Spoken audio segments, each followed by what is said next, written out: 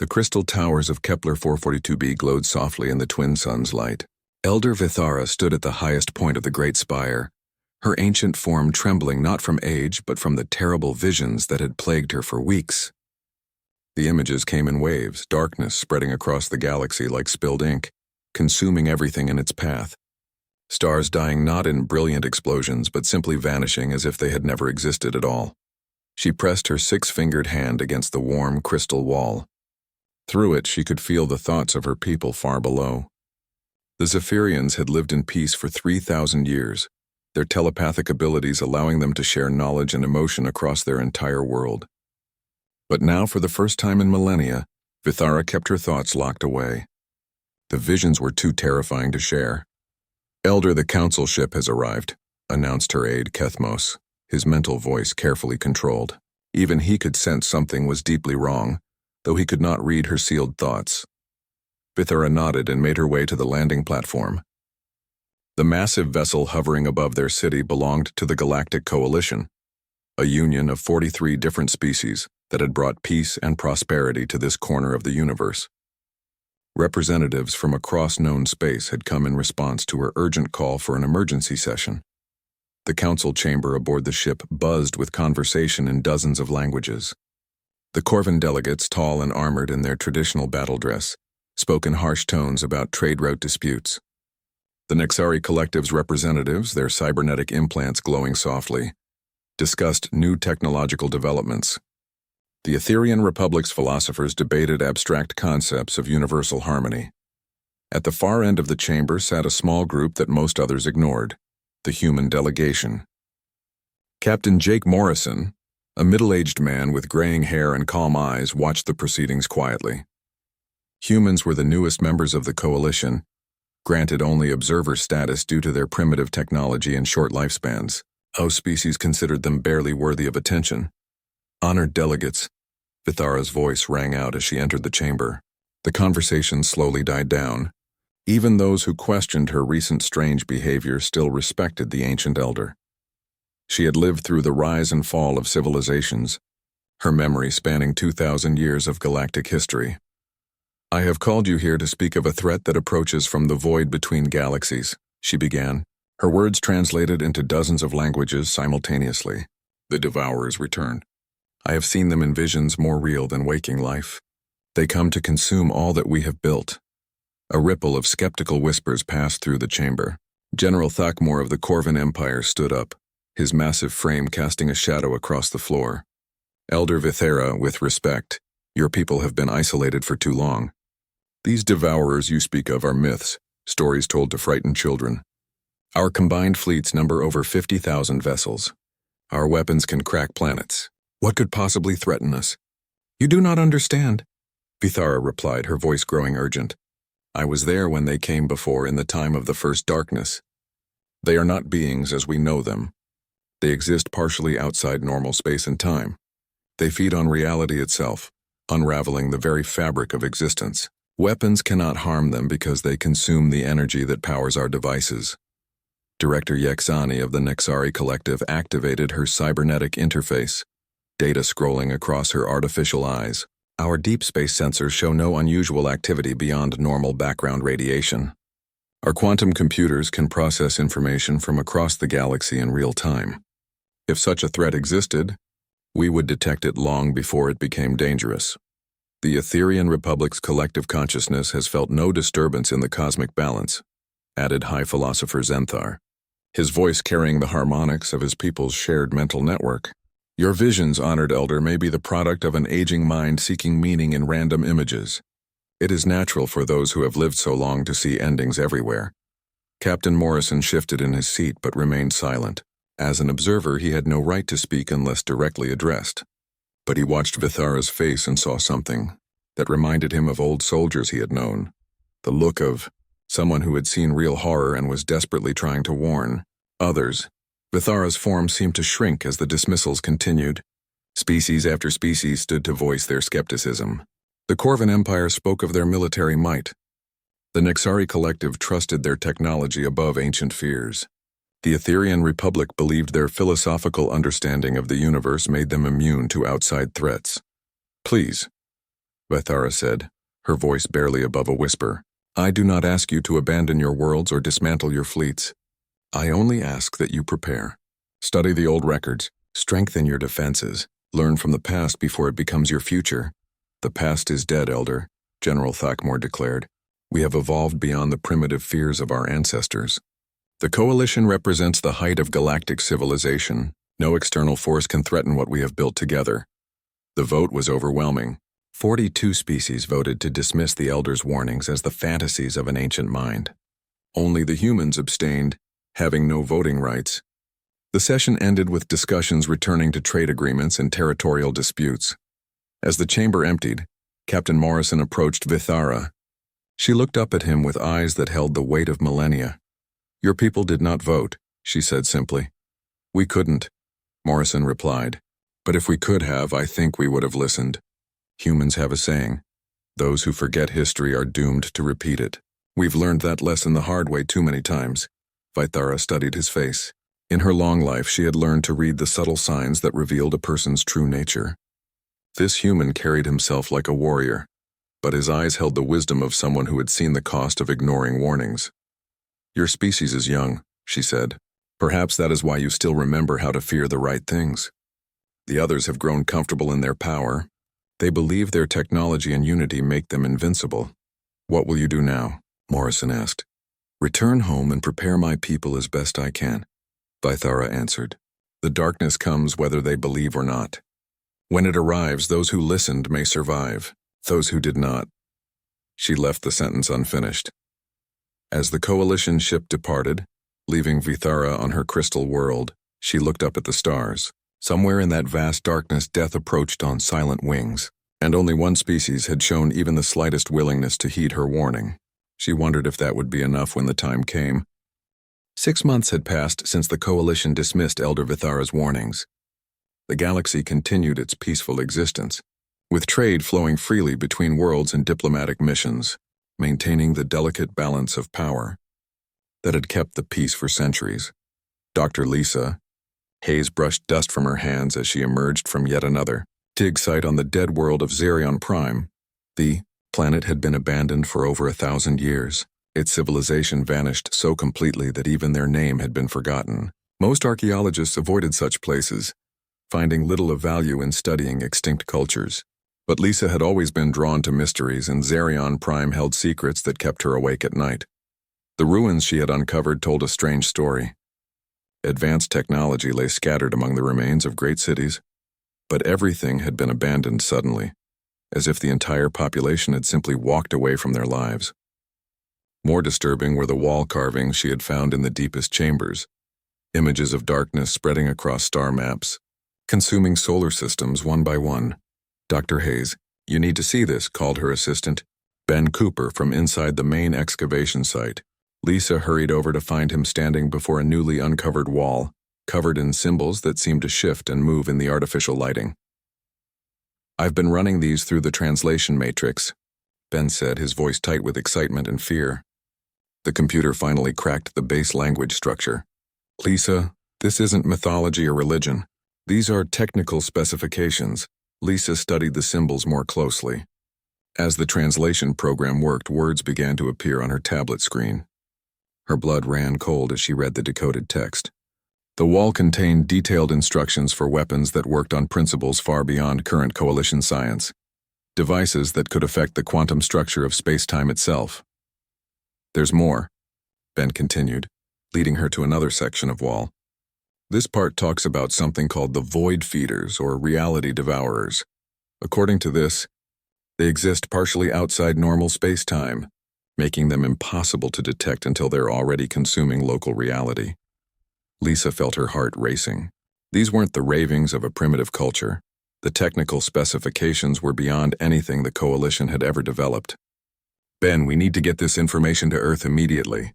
And contact Captain Morrison. He attended that Coalition meeting where the Elder warned about something called Devourers. Meanwhile, in the Outer Rim territories, deep space monitoring stations began reporting unusual readings. Station Commander Rick Stone reviewed the data with growing concern. Over the past few weeks, 3 solar systems had simply disappeared from all sensors.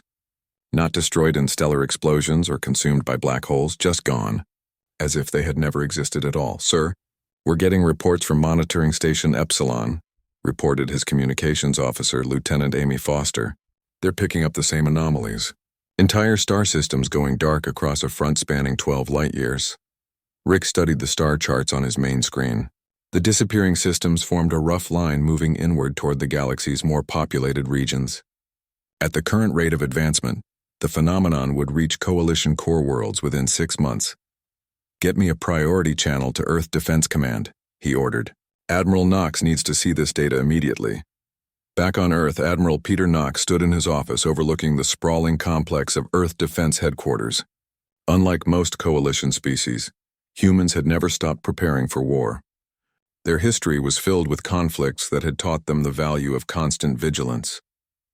While other species focused on trade and diplomacy, Earth maintained the largest military force relative to their population in known space. The communication from Commander Stone arrived as Knox was reviewing fleet deployment schedules.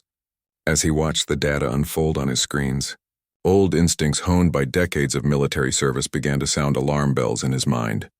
"Get me Captain Morrison," he ordered his aide, Major Frank Stone. "And I want all our deep space reconnaissance vessels repositioned to investigate these dead zones. Full stealth protocols." 3 days later, the reconnaissance ship Silent Runner transmitted its final report, before vanishing like the star systems it had been sent to investigate. The last transmission showed space itself seeming to dissolve around the ship, reality becoming unstable as something vast and hungry approached from the void. Captain Morrison arrived at Earth Defense Headquarters within hours of receiving Knox's urgent summons. The two men had served together during humanity's first contact wars, when Earth had fought to establish its place in galactic society. They understood each other in the way only old soldiers could. "Jake, tell me about this coalition meeting," Knox said without preamble, pulling up the reconnaissance data on his main display. Every detail about what that elder said. Morrison recounted Vithara's warnings, describing her desperation and the dismissive reactions of the other coalition species. As he spoke, Knox's expression grew grimmer. "And Dr. Hayes's archaeological findings match what the elder described?" Knox asked, reviewing the technical specifications Lisa had transmitted. "Perfectly," Morrison confirmed. "Peter, I think we need to take this seriously. The Coalition may have over 50,000 ships, but if these things can make entire solar systems disappear..." Knox nodded slowly. "I've already begun quiet mobilization of our fleets. Unlike our Coalition allies, we remember what it's like to face extinction. We're going to be ready, whether the others believe the threat or not." As they spoke, refugee ships began arriving at Outer Rim colonies, vessels filled with survivors from the vanishing systems. Their stories were all remarkably similar. Reality itself had begun to break down around their worlds. Technology stopped functioning.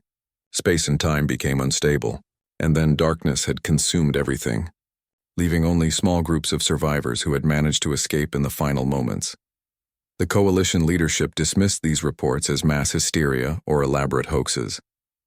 General Thakmor of the Corvan Empire issued a statement claiming the refugees were part of a conspiracy designed to create panic and undermine established authority. The Nexari Collective's scientists insisted that their sensors showed no unusual activity in the affected regions because there was nothing left to detect. But on Earth, Admiral Knox was taking no chances.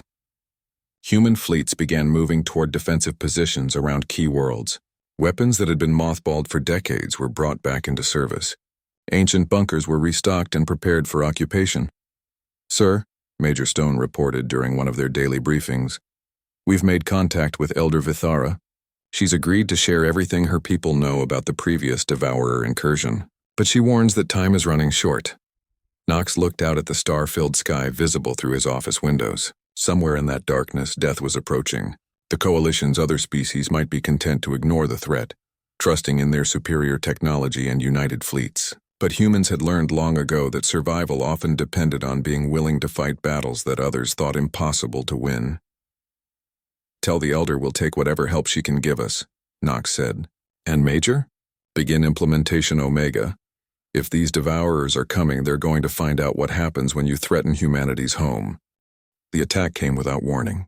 One moment, The Nexari Collective's core world of Nexus Prime was a bustling center of technological achievement, its orbital cities housing billions of cybernetic beings. The next moment, reality itself began to unravel. Director Yexani watched in horror from the capital's command center as her people's greatest achievements simply ceased to exist. The massive quantum computers that had processed information for half the galaxy flickered and died. Starships in orbit began to phase in and out of normal space, their crews screaming in terror as the laws of physics became suggestions rather than rules.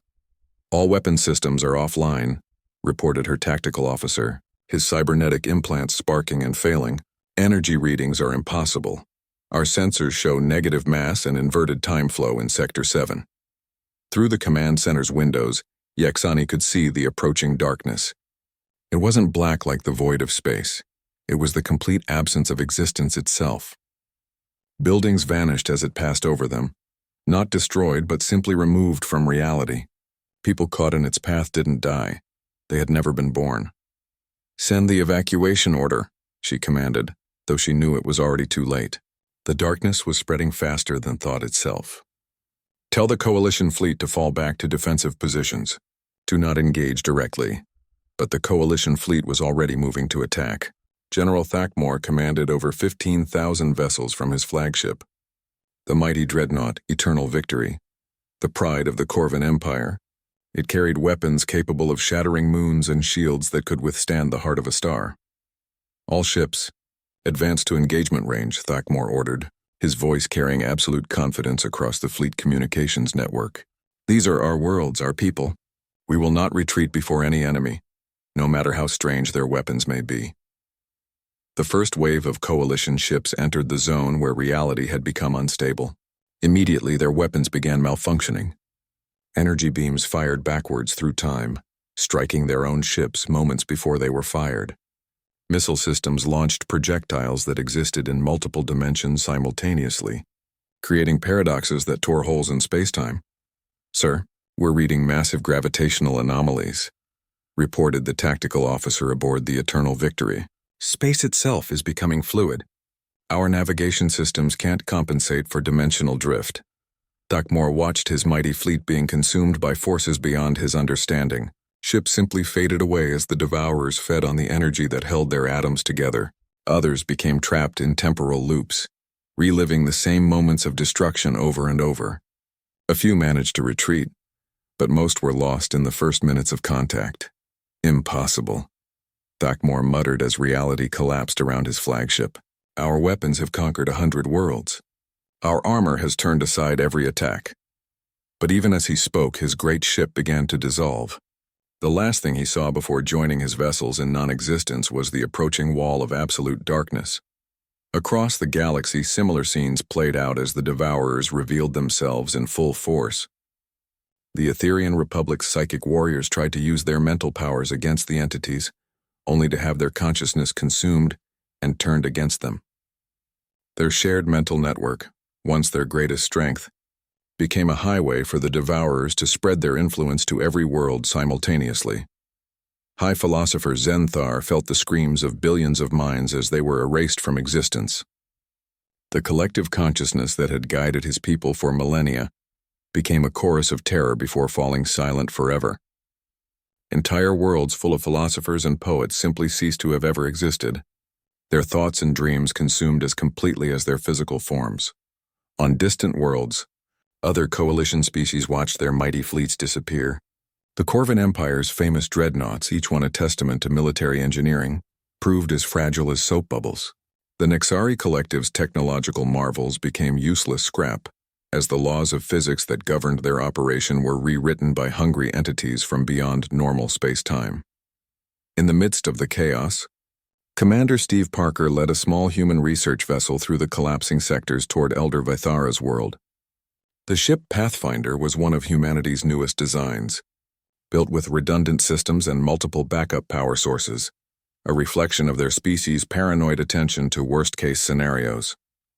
"Sir, we're getting massive interference from the affected zones," reported his navigator, Lieutenant Carol Rivers. "Space-time distortion is off the charts. I'm not sure we can reach Kepler 442b through conventional hyperspace. Then we go around the long way." Parker replied grimly. The Elder warned us about this. She may be the only person alive who knows how to fight these things. They arrived at the Zephyrian homeworld, just as the Devourers reached its outer system. The beautiful crystal cities that had stood for thousands of years were beginning to flicker like mirages. Elder Vithera stood in her spire, her ancient form surrounded by her remaining people as they faced the end of their civilization. Elder, Parker called through his communication system as the Pathfinder landed on the crumbling platform. We've come to get you out of here. Earth offers sanctuary to you and anyone who can reach our ships. Vithara looked up at the approaching darkness with eyes that held the weight of 2,000 years. I am grateful, Commander, but my time here is ending. However, the knowledge must survive. I have prepared data crystals containing everything we learned during the previous incursion. The location of the ancient weapon caches, the quantum displacement principles needed to force them into normal space. As she spoke, her crystal city began to dissolve around them. The Pathfinder's engines strained against the increasing gravitational anomalies as space-time became less stable. Parker and his crew worked frantically to load the precious data, and the few surviving Zephyrians who could reach their ship. There is something else, Vithara said as they prepared for departure. The Devourers are not evil as you understand it. They are a natural force like cosmic antibodies.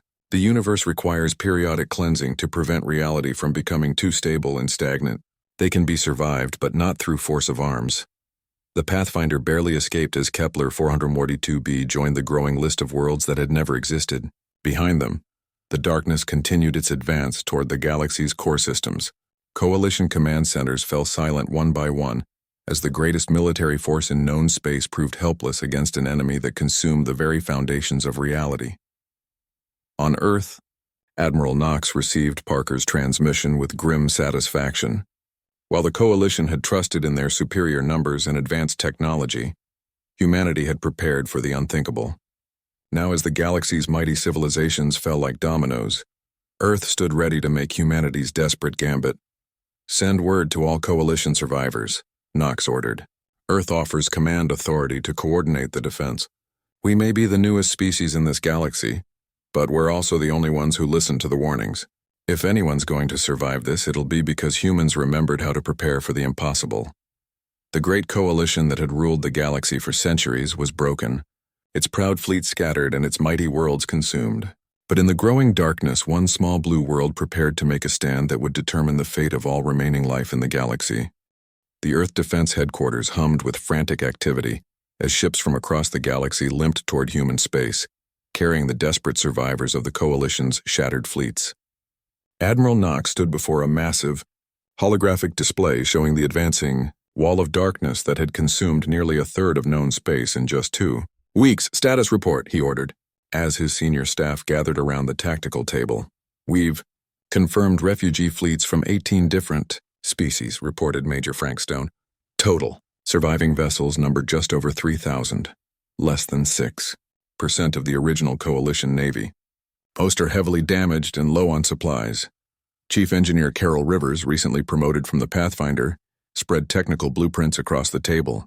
The documents contained Elder Vithara's ancient knowledge, translated by Earth's best scientists working around the clock. Sir, we've made progress on the quantum displacement technology. The theory is sound, but adapting it to our existing systems is proving challenging. Knox studied the alien equations that covered every available surface in the engineering bay. What's the main obstacle? Power requirements, Rivers replied. The Coalition species relied on exotic matter and zero-point energy systems. We use nuclear fusion reactors, technology they considered primitive, but that might actually work in our favor. The quantum displacement field needs massive, stable energy output. Our fusion cores can provide that where their more sophisticated systems might be too delicate. Dr. Lisa Hayes, now serving as the human government's chief xenoarchaeologist, added her findings to the discussion. The archaeological data suggests the ancient weapon caches are hidden in pocket dimensions, spaces that exist outside normal reality where the Devourers can't reach. But accessing them requires precise quantum resonance frequencies. How long do we need? Knox asked. 72 hours minimum to retrofit our primary fleet, Rivers answered. Longer if we want to equip the refugee ships with the same technology. Knox looked at the holographic display. The advancing darkness would reach Earth's outer colonies in less than 60 hours. We don't have 72 hours. Start with our newest vessels, the ones with the most powerful fusion cores. We'll have to make do with whatever force we can prepare. General Frank Stone, Carol's brother and head of ground operations, stepped forward with another concern. Sir, even if we can force these things into normal space-time, our conventional weapons still might not affect them. We need something that can actually hurt entities that exist partially outside reality. That's where the pocket dimension weapons come in, Dr. Hayes explained. According to the Elder's data, there are 3 hidden armories containing devices that were specifically designed to fight the Devourers. The nearest cache is located in the Vale Nebula, about 15 light-years from here. Lieutenant Commander Amy Foster, now serving as Knox's intelligence officer, brought up another crucial point. Sir, we've been analyzing the Devourer advance pattern. They're not just randomly consuming everything. They seem to target areas with high concentrations of advanced technology and large population centers first. It's like they're drawn to complexity and order. Knox nodded grimly, which means Earth is going to be a major target. They'll come for us whether we fight back or not. He turned to address the room. Ladies and gentlemen, we're about to attempt something that has never been done before. We're going to take humanity's entire space fleet into battle against entities that can unmake reality itself. The odds are not in our favor. He paused, looking at each officer in turn. But humans have faced impossible odds before. We've survived ice ages, plagues, world wars, and first contact with hostile alien species. We've learned to adapt, improvise, and never give up. Today we find out if those lessons are enough to save not just humanity, but every surviving species in this galaxy. The next 36 hours passed in a blur of desperate activity. Human shipyards worked around the clock to install quantum displacement generators on every available vessel. The process was dangerous. 3 ships were lost when their reactors overloaded during the modification process, but gradually, a new type of fleet took shape. Captain Morrison, now commanding the heavy cruiser Defiant, watched his engineering crew complete the final installations. The ship's hull had been reinforced with quantum-stable materials salvaged from Zephyrian crystal technology. Its nuclear reactor had been modified to channel power through pathways that existed in multiple dimensions, simultaneously, testing quantum displacement. "Array," announced Chief Engineer Ben Cooper over the intercom. The ship shuddered as reality bent around its hull, briefly existing in normal space and the quantum realm at the same time. All systems green. We're ready for deployment. Meanwhile, General Stone led a volunteer mission into the Vale Nebula to recover the ancient weapons. The nebula was a dangerous region of space even under normal circumstances, filled with gravitational anomalies and radiation storms. Now, with reality becoming unstable throughout the galaxy, it was even more treacherous. "Contact ahead," reported his pilot as their scout ship emerged from hyperspace near the coordinates provided by Elder Vithara. "Sir, you need to see this." Floating in the nebula's colorful gases was a structure that defied conventional understanding. It looked like a massive crystal palace, but one that existed in more dimensions than the human eye could properly perceive. Parts of it seemed to extend into spaces that weren't there, while other sections appeared to be folded in on themselves in impossible ways. "The pocket dimension facility," General Stone breathed. "It's been waiting here for millions of years." The ancient installation responded to their approach, opening pathways that led deeper into its twisted geometry. Stone and his team found themselves walking through corridors that existed outside normal spacetime, protected from the Devourers by barriers of pure mathematics made manifest. The weapon storage chambers contained devices that looked more like works of art than instruments of war. Each one was unique, shaped by technologies that predated every known civilization. Some resembled crystalline flowers that sang with harmonics from other dimensions. Others looked like metallic sculptures that cast shadows in colors that had no names. "These aren't weapons in any sense we understand," reported Dr. Hayes, who had insisted on joining the mission. "They're reality anchors. Devices that can force the fundamental laws of physics to remain stable in localized areas. If we can deploy them properly, they should trap the Devourers in normal spacetime where our conventional physics apply." Back on Earth, Admiral Knox received troubling news from the outer defense perimeters. "Sir, long-range sensors show the Devourers have accelerated their advance. They'll reach our outer colonies in 18 hours. 6 hours ahead of our projections. Knox studied the tactical displays with the calm expression that had served him through decades of impossible situations. Then we move our timetable up. All available ships are to rendezvous at Rally Point Alpha in 12 hours. We're going to meet them at the edge of our system and make our stand there. Lieutenant Commander Foster looked up from her communication station. Sir, we're getting volunteer requests from Coalition survivors. They want to join the fleet even though their ships aren't equipped with the quantum displacement technology. Accept all volunteers, Knox replied without hesitation. This isn't just humanity's fight anymore. Every species that wants to survive needs to contribute whatever they can. He turned to face his assembled staff. Gentlemen, ladies, in 12 hours we're going to find out if humanity's gambit can succeed. If we fail, there won't be anyone left to remember that we tried.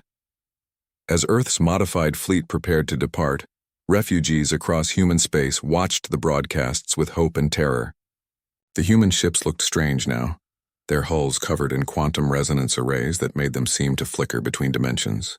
But they were moving toward the darkness instead of away from it, carrying ancient weapons and human determination into a battle that would decide the fate of all life in the galaxy. The combined human and refugee fleet assembled at Rally Point Alpha looked nothing like the mighty armadas that had once patrolled galactic space. 3,000 ships of various designs, many bearing scars from their encounters with the Devourers, formed a defensive line at the edge of human space. The modified human vessels flickered strangely as their quantum displacement arrays created fields of stable reality around them. Admiral Knox stood on the bridge of his flagship Resilience, watching the tactical displays show the approaching wall of non-existence. Elder Vithara, one of only a dozen surviving Zephyrians, stood beside him, her ancient form supported by a gravity field generator. The moment approaches, she said, her voice carrying the weight of 2,000 years. Remember, Admiral, they are not truly evil. They serve a cosmic purpose, cleansing reality when it becomes too ordered. But that does not mean we must submit to extinction. How do we know when the quantum displacement is working? Knox asked, reviewing the battle plan one final time. You will see them, Vithara replied simply. When forced into normal space-time, they become visible as massive entities of crystallized darkness. They can be hurt then, but only by weapons that affect the quantum structure of reality itself. Captain Morrison's voice crackled over the fleet communication network from the heavy cruiser Defiant. Admiral, forward scouts report contact in 30 minutes. The darkness is moving faster than our projections indicated. All ships prepare for quantum displacement, Knox ordered. Throughout the fleet, fusion reactors that had been modified with alien technology began channeling power through pathways that existed in multiple dimensions. The space around each vessel began to shimmer as reality became more solid and stable. General Stone, commanding the weapon deployment teams, reported from the assault ship Vanguard. Ancient weapons are armed and ready. We've distributed the reality anchors throughout the fleet. Once we force them into normal space, these devices should keep them visible long enough for conventional attacks. The darkness arrived like a wave of absolute nothingness, consuming space itself as it advanced. Stars didn't explode or fade, they simply ceased to have ever existed. The leading edge of the Devourer swarm pressed against the quantum displacement fields generated by the human fleet. Displacement fields are holding, reported Chief Engineer Rivers from her position on the Resilience. We're forcing local space-time to remain stable. The entities are being pushed into normal dimensional frameworks. Then Knox saw them, where before there had been only the absence of existence. Massive forms began to materialize as the quantum fields forced them into visible reality. They looked like living crystalline structures the size of small moons, their surfaces reflecting impossible geometries. Each one pulsed with energy drawn from the fabric of space-time itself. Target acquired, called out Weapons Officer Lieutenant Dave Wilson. Multiple entities range 12,000 kilometers in closing.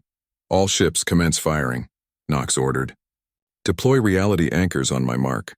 The first volleys of conventional weapons struck the materialized Devourers with surprising effectiveness. Missile strikes and energy beams actually damaged their crystalline forms, causing cracks to spread across their surfaces. But the entities began adapting, their forms shifting to become less solid as they attempted to phase back into their natural state outside normal space-time. Deploy anchors now, General Stone commanded. The ancient weapons activated throughout the fleet. creating zones where the fundamental laws of physics became absolutely fixed. The Devourers found themselves trapped in normal reality, unable to escape back into their trans-dimensional existence. Captain Morrison led a squadron of the fastest human ships in a direct assault on the largest entity. "This is Defiant leading Attack Group Alpha. We're going in close. If these things feed on reality, let's give them more than they can swallow." The Defiant's quantum displacement array overloaded as Morrison pushed it beyond safe parameters. The ship briefly existed in 7 dimensions simultaneously, confusing the Devourer's feeding mechanisms. Morrison fired everything he had, nuclear missiles, particle beams, and kinetic projectiles, directly into the entity's core structure. The effect was devastating. The Devourer's crystalline form began to crack and fragment as its attempts to consume the ship's energy were disrupted by the quantum interference. Other human ships followed Morrison's example, overloading their displacement arrays to create chaotic energy patterns that the entities couldn't properly digest. But the victory came at a terrible cost. Ships began disappearing as their quantum systems failed under the strain. The heavy cruiser Determination vanished completely when its reactor overloaded, taking 800 crew members into non-existence. The assault carrier Freedom broke apart as dimensional stress tore it between multiple realities. "Sir, we're losing ships faster than we can replace them," reported Lieutenant Commander Foster. "Quantum displacement is burning out our modified reactors. We can't maintain this level of interference much longer." Knox watched his fleet being consumed even as they fought back against the cosmic destroyers. Nearly half his ships were gone, and the remainder were showing signs of critical system failures. But the Devourers were also taking damage, their forms becoming increasingly unstable as the reality anchors prevented them from escaping back into trans-dimensional space. "Admiral," called Dr. Hayes from the science station, "I'm reading massive quantum resonance buildups in the remaining entities. They're trying to perform some kind of collective phase transition, attempting to break free from normal space-time all at once. If they escape now, we'll never get another chance to hurt them," Knox realized. He looked around his bridge at the faces of his crew, humans who had volunteered to face impossible odds because someone had to make a stand. "All ships, this is Admiral Knox," he broadcast to the remaining fleet. "Prepare for final gambit protocol. We're going to channel all remaining power through our quantum displacement arrays simultaneously. The energy discharge should create a massive reset wave that forces them back into dormancy." "Sir," Rivers called out, "that level of quantum interference will tear holes in space-time itself. We won't survive the backlash." Knox nodded grimly. "Then we make sure it counts. General Stone, are the reality anchors still functioning?" "Affirmative, sir. The ancient weapons are holding them in normal space. But I'm reading critical instabilities across the board." "Morrison, take your remaining ships and get clear of the interference zone," Knox ordered. "Someone needs to survive to tell the story." "Like hell," Morrison replied over the communications link. "We started this fight together, Admiral. We finish it together." One by one, the surviving ships of Earth's fleet began channeling every remaining joule of power through their quantum displacement arrays. Space-time buckled and twisted as reality itself became weapons against entities that existed beyond normal physics. The effect was beyond anything the human engineers had calculated. The quantum cascade spread outward in all directions, creating a wave of absolute stability that forced every devourer in the affected area back into dormancy. The entity's crystalline forms began to dissolve not into nothingness, but into pure potential energy that would remain locked away until the next cosmic cycle millions of years in the future.